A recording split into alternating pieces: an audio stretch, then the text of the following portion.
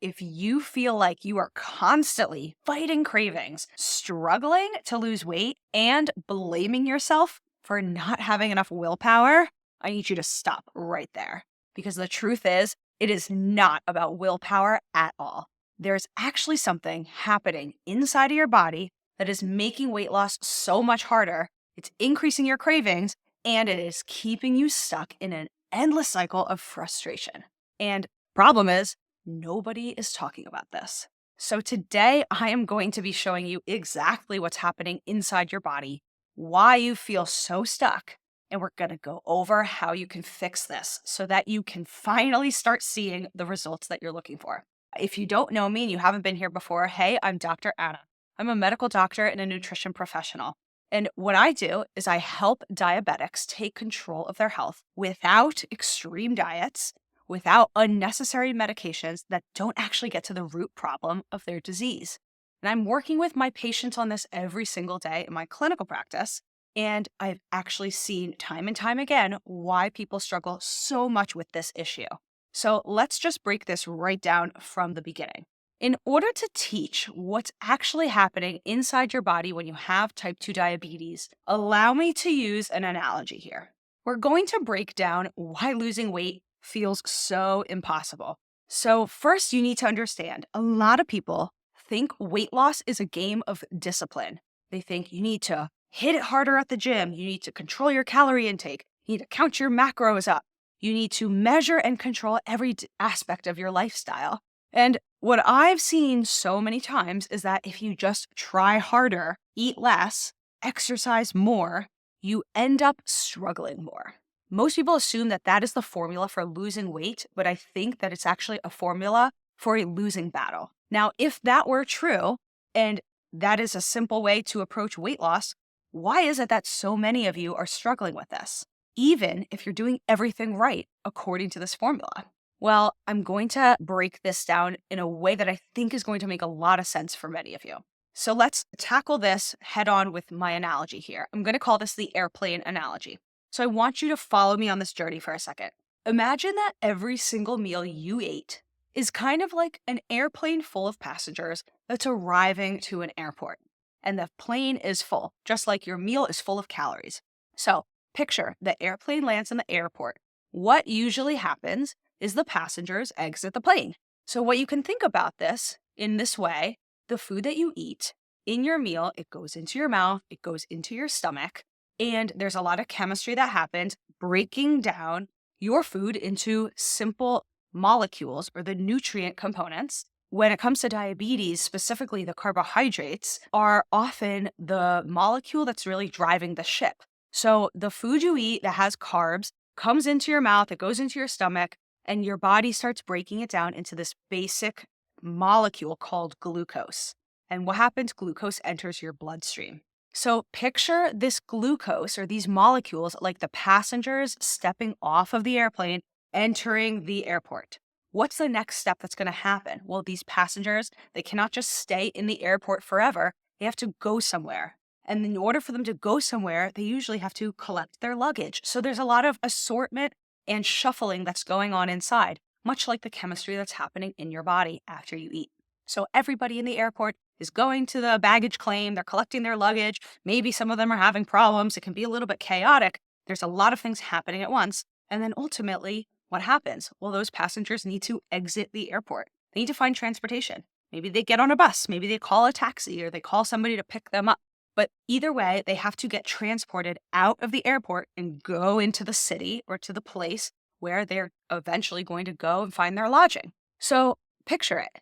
Just like the people in the airport, the glucose in your body needs to be processed, transported, and shuffled out into the rest of your body where it can get stored properly inside your body's cells, either used right away for energy creation, which is all chemistry happening inside your cells, or stored for energy creation later when your body needs more fuel later, okay? And this is the part where the insulin comes into the story. So in this analogy, the people have shuffled off of the airplane, gone through the airport, collected their baggage, taken their transportation to their hotel. They have a reservation. They need to go somewhere to sleep. So I want you to picture insulin is this molecule in your body that helps the process of glucose going to your body and being taken up in the periphery. So picture in this analogy, insulin is like the hotel manager. The job of insulin, just like the job of a hotel manager, is to open the door to the cell or open the door of the hotel and allow the people to come in or allow the glucose to come in where it can check in and get stored properly, where the people can check in at the hotel desk and then go to their designated room and sleep the night. So if you think about this, in a healthy body, everything is running smoothly. There'll be plenty of airplanes allowing the passengers to arrive to the airport. The airport runs smoothly. Everything we need is there. Everybody finds their luggage. Everybody finds their transportation method. And then everyone can arrive to their hotel. The hotel is available to them. They open up. Their room is ready. Everything is smooth. And they get into their hotel room and they can go to sleep, right? That's in a healthy body. What we need to talk about now is what is actually happening in diabetes. In diabetes, this is a bit of a different story, okay? Now, I want you to understand this as we start talking through this analogy in a state of diabetes. The hotel where the people stay is much like the cells of your body, especially in organs like your muscles, where glucose gets stored for later or used for energy right away, okay? So remember, your tissues absorb glucose. Your muscle cells uptake glucose, and the glucose has to get into the cells for chemistry to occur. Picture what would happen if the hotel doors wouldn't open, okay? Picture that. Imagine right now, maybe you've taken a trip and you've been exhausted, you have jet lag, and you have your whole family with you, and everyone's exhausted, and the one thing you want to do so badly is get into your hotel and sleep. Well, what if when you got to your hotel, you weren't able to enter into the hotel and get to your room and you weren't allowed to sleep? What would happen? Picture this crazy process. Let's say that airplane lands at the airport and everybody shuffles and gets their bags and they all get on the bus and they all get on the taxis and they all go to their hotels, but none of the hotels are open. They are closed for business. There are no hotels available for anybody to sleep in. What would happen? Well, all those people are going to get stuck sleeping in the street. The doors are locked. They're exhausted. What are they going to do? They're going to unpack their suitcase right there in the middle of the sidewalk and start wreaking havoc all over the place. If some of you live in cities around the world or towns that struggle with homelessness, you've probably experienced how tricky this can be. People, if they have nowhere to go, they end up sleeping in the street. It's going to start collecting problems. There's going to be trash. It can smell bad. It's not sanitary for people. It's not safe. There's tons of issues that can come with people being stuck to sleep outside. So just imagine what is happening inside of your body if the glucose cannot enter the cells and it's stuck being outside in your bloodstream. Well, that is exactly what's happening in type 2 diabetes. The problems come when your glucose stays high in the bloodstream for too long, and over time is going to cause severe damage to certain parts of your body, including the small vessels and nerves. This is why people can have problems with their vasculature, their blood vessels in their fingers or toes, and people get ulcers in their feet. Some people need to get a lot of toe or foot or leg amputations. When this can go wrong, that is exactly the process that's happening inside the body, okay? So back to this analogy, more and more people start piling up outside of these closed hotels, much like the glucose that's happening in your body stuck outside of the cells. Why? Because the insulin doesn't work. The hotel managers are off duty. So the city starts becoming chaotic and overwhelmed, and more flights keep landing and more passengers keep coming into the city, but there's nowhere for them to go. And so what ultimately happens if this process is going on inside of your body and glucose keeps arriving, but it can't get into your cells? Well, first of all, much like passengers who can't get a good night of sleep, they're going to get exhausted. So your muscle cells, your body's cells, and your body's organs, if they can't take up glucose for energy, they're going to start getting fatigued and they're not going to get the nutrients they need. And the other problem is that the rest of the body starts panicking. Imagine if all of these people were coming on an airplane to a new city and there was nowhere for them to go but being stuck on the street, and now you had maybe hundreds or thousands of people stuck homeless overnight. The city would start panicking. And so your body panics when this process happens. It's not good for a lot of glucose to be stuck in the periphery or in your bloodstream. And a lot of other chemistry starts happening. Your body starts pumping hormones that increase your level of stress and increase your level of hunger. And it kind of gets really quickly out of control. So the process that allows that to happen is that when glucose can't enter your cells because insulin doesn't work, your pancreas, which is the organ that makes the hormone insulin, starts kind of freaking out and making even more insulin because it thinks it's going to solve the problem. So picture this. If we're talking about our analogy here, that would be kind of like the equivalent of if the hotels were all closed and people had nowhere to sleep and they were stuck sleeping on the street. Well, that would be kind of like the airport just bringing more buses to bring the people there, as if that's going to solve the problem. That actually is going to make the problem worse, because if we have more modes of transportation, more taxis, more buses, bringing people from the airport to the hotels, but the hotels remain closed, well, that's going to worsen the problem of people sleeping in the street, and it's going to make a bigger mess.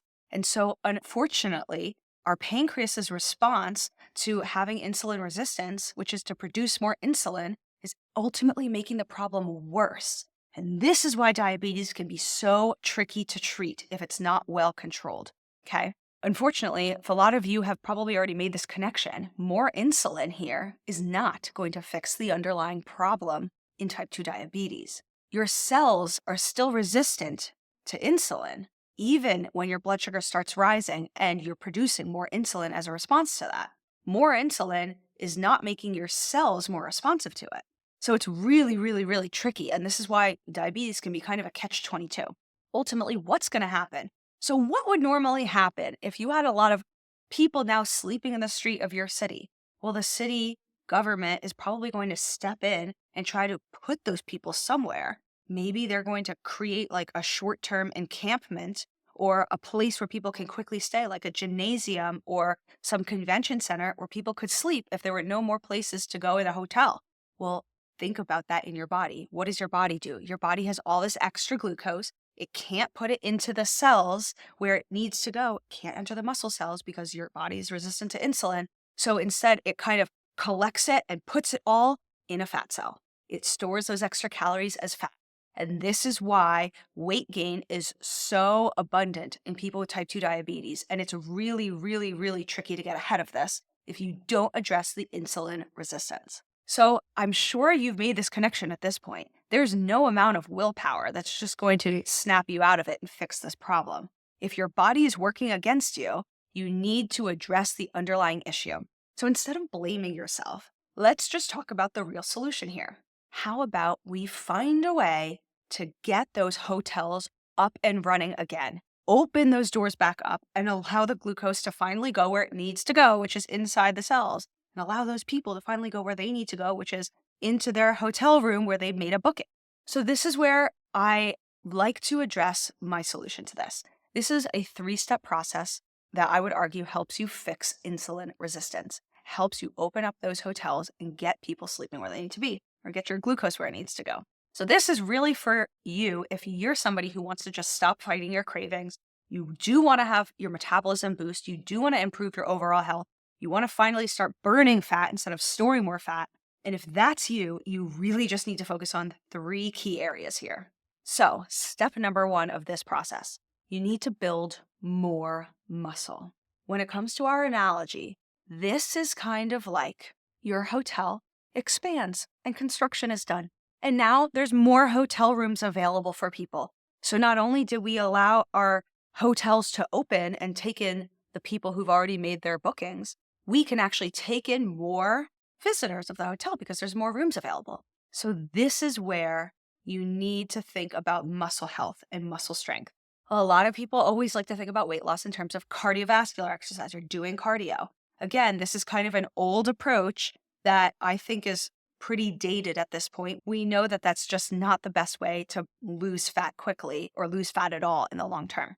The truth is, muscle is one of our most powerful tools for reversing insulin resistance or preventing it in the first place. Everybody actually needs to be doing this. This is not something just for people with diabetes. This is for all people, but it's especially for people with diabetes. So here's how muscle really works. Muscle is an active organ that its job is to do lots of things. Obviously, push our load. It's moving our body. But metabolically speaking, It soaks up sugar from our meals. It soaks up the calories we've eaten so it can convert them into chemical energy that our body can use to exert itself. So it's necessary that muscles are able to uptake nutrients like glucose.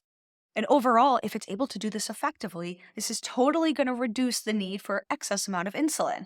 The amount of insulin that you have in your body should meet the need for glucose going up into the cells. The only reason that insulin is going to start to spike up is times when you're going to need to expand the amount of glucose you take up, which would happen physiologically, for example, in pregnancy, in growth, when you're a young child. But pathologically, that's happening when you're insulin resistant. So think about it. The more muscle you have, the better your insulin's probably going to work. And overall, the less total amount you're going to need because you're going to have the process of glucose getting taken up so much more effective. It's actually going to make it so much easier for you to lose fat. Again, muscle, unlike fat tissue, muscle's metabolically active in and of itself. It burns calories. A lot of fat tissue, depending on where it's located in your body, is not going to do that in the same way. We know that muscle boosts our metabolism, allows us to burn these calories even when we're at rest. So how do you actually fix this? Well, it's not that complicated. Ideally, you can strength train at least 2 to 3 times a week if possible. If you're somebody who's never done this, I'm not encouraging you to just start today with no guidance. There's always a risk for injury. Some of you have had previous injuries in your life. I can't emphasize enough how important it is to get professional help here. If you're somebody who has the ability to do either a group fitness class at your community center, where there's a teacher who knows how to train people, or you can work one-on-one with a trainer in your gym, for example, this is going to be your fastest way to making this effective. But some of you, if you've never done this before and you do have the right guidance, you just might feel really weak. Your muscles are not used to this. So even starting with very simple body weight exercises is a great place to start. Anytime you're contracting your muscle against any kind of resistance, whether that's weight or even just pushing yourself up off of a chair, that's going to be engaging for your muscles. Another way you can do this is to walk for 10 minutes after your meals to help lower your blood sugar naturally. So walking is not the same as push and load. It's not the same as resistance training, but it's really important for your muscles to be engaged, even at a low level, after you eat. Again, what's trying to happen inside your body is the chemistry is ready to occur. Your body is ready to take up those nutrients into the muscles. The muscles are active. They can actually do this pretty effectively. And then you want to prioritize the right nutrients to support muscle health. So obviously this is going to be eating enough protein. You don't want to be deficient in protein. Your muscle is really going to suffer from that. So ideally you have enough protein in every single meal so that you can maintain and build healthy muscle. Remember, muscle is like your secret weapon here. It's the organ that gets so quickly forgotten, but it is so fundamental for your metabolism. If you're only doing cardio, again, you're ignoring any strength training, you're really missing out on the most powerful tool you already have for addressing your insulin resistance and for improving the chaos of having your hotels being closed and needing people to get inside. Muscle alone, though, isn't enough. We actually also need to talk about your eating. So this brings us to step number 2. Number 2 is to change what you're eating and doing it in the right way. So obviously, dieting is not just about eating less. It's actually about eating smarter. If it was just about eating less, I think that we wouldn't have as much of a problem overall throughout most countries of the world now with the rising epidemic of obesity and type 2 diabetes. This is a bit of a complexity inside of our body. It's not so straightforward. And there's a risk that if you just eat less, it's going to tank your metabolic rate and actually hurt you on the back end. But we're not going to get into that right now. So the best way to fix your insulin resistance is to eat meals that work with your metabolism, not against it. So here's the basic fundamental principles of a healthy diet that really everybody needs to address, no matter who they are, what religious background, what philosophy they have.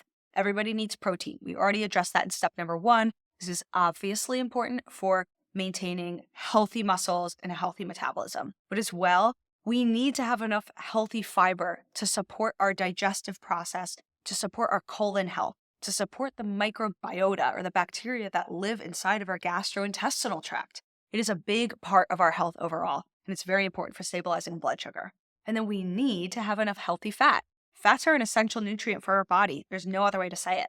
They help us regulate our hunger and reduce inflammation. So this is why I teach my patients, and I teach a lot of people here on YouTube, what I like to call the healthy trifecta, which is just the combination of those three components. It's going to help keep your cravings low, keep your energy really high, and keep your blood sugar balanced. Now, it sounds really simple, but it might feel really daunting for some of you to try to apply this to your own life and to your own eating. So I want to make this as tangible and manageable as I possibly can for you. I made a free guide. There's a link in the description below this video, and I call this guide the Perfect Meal Formula.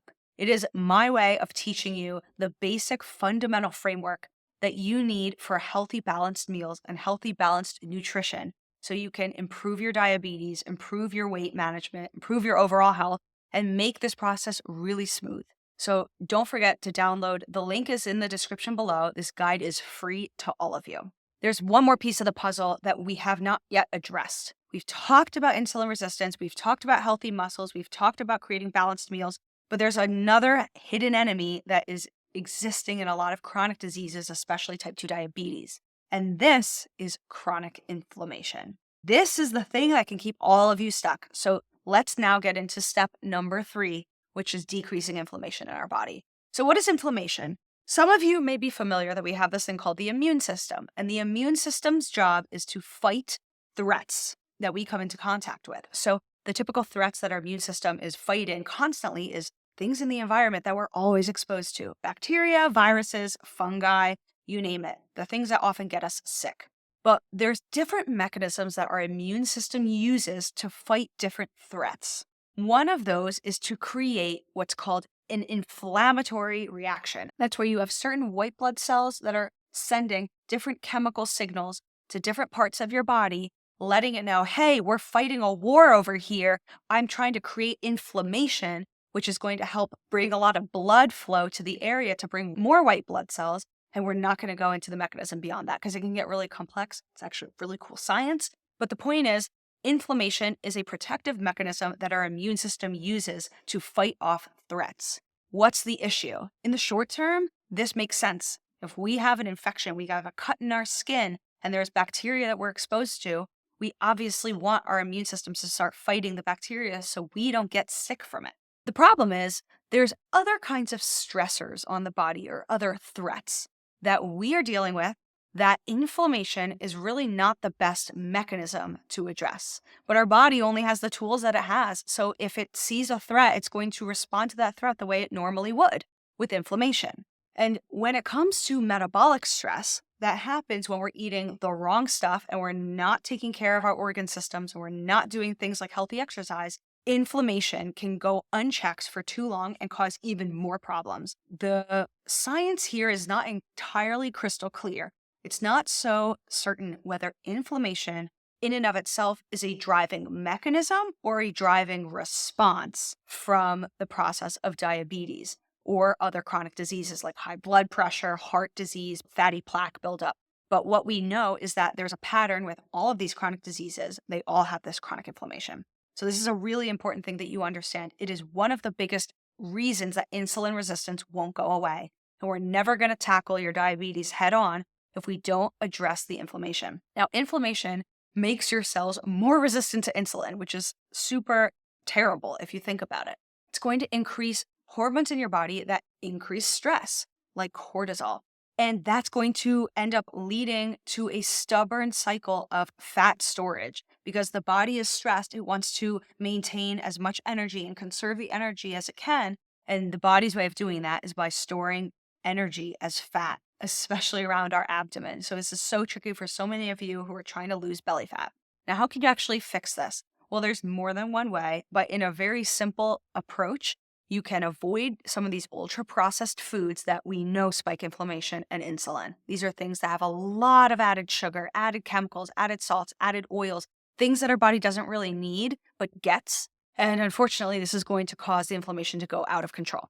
Then we need to prioritize specific nutrients that decrease inflammation in the body, or what we call anti-inflammatory nutrients.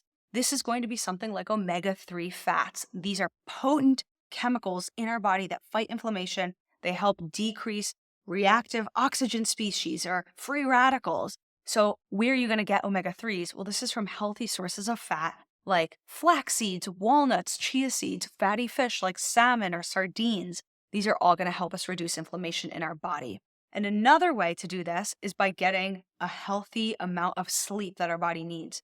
We know that sleep is one of the ways we actually can fight the inflammation that's going on. And it's obvious if we think that inflammation is coming on because our body has chemical stressors. Well, what is sleep? It's supposed to relax us and restore us. So it just makes sense. You want to prioritize your sleep if you can.